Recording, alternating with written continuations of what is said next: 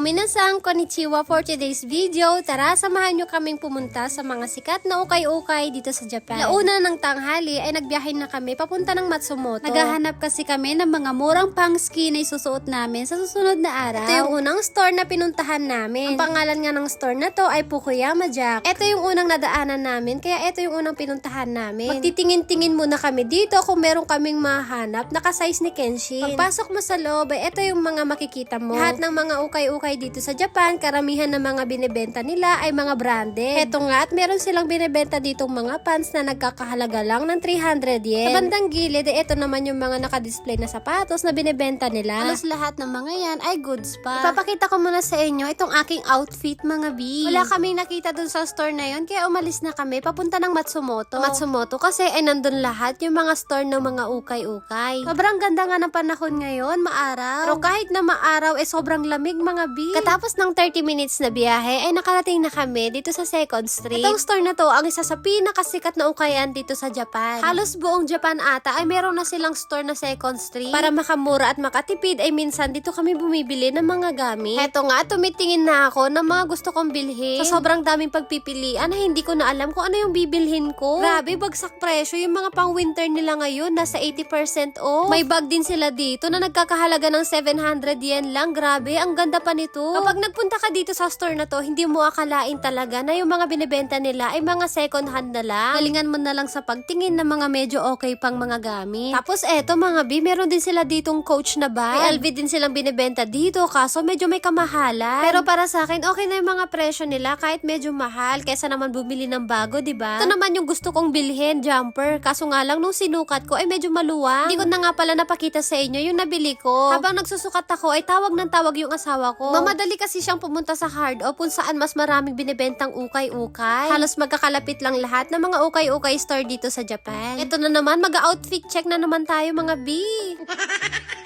First time lang namin pumunta dito sa store na to. Mas maluwang tong store na to kaysa doon sa 2nd Street. At isa pa ay mas marami ka ditong pagpipilian. Habang busy yung asawa ko sa paghahanap ng mga pang skin ni Kenshin, eto nagtitingin ako dito ng mga sapatos. Sobrang sarap mamili, kaso nga lang pera na lang ang kulang.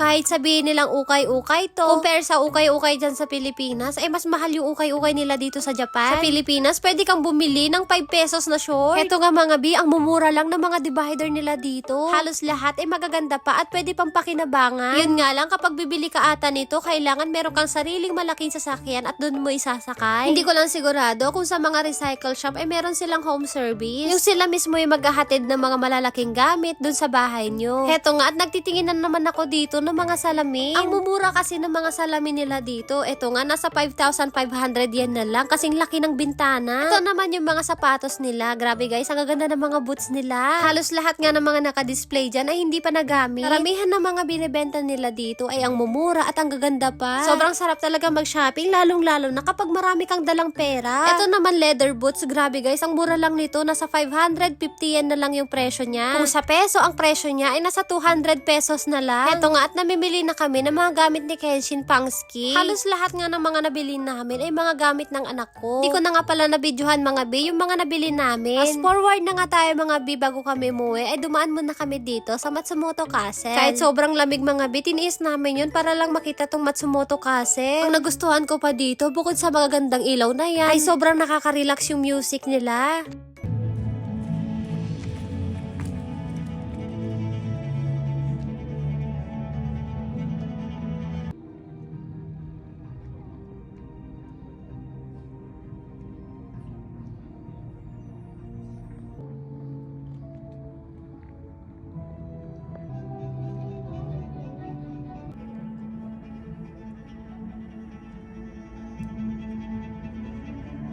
Etong street light show nila ay magtatagal ito hanggang February 14. Kaya sa lahat ng mga gustong humabol pa at gustong makita yung ganda ng Matsumoto Castle ay pwede kayong pumunta. Magdala na rin kayo ng makakapal nyong jacket pangontra sa lamig. Dito na nga po natatapos ang aking mini vlog Japan. Kung nagustuhan mo tong video na to, huwag mong kalimutang i-like, i-share, and i-follow. Ayun lang po, maraming salamat sa panonood. Sayonara and bye!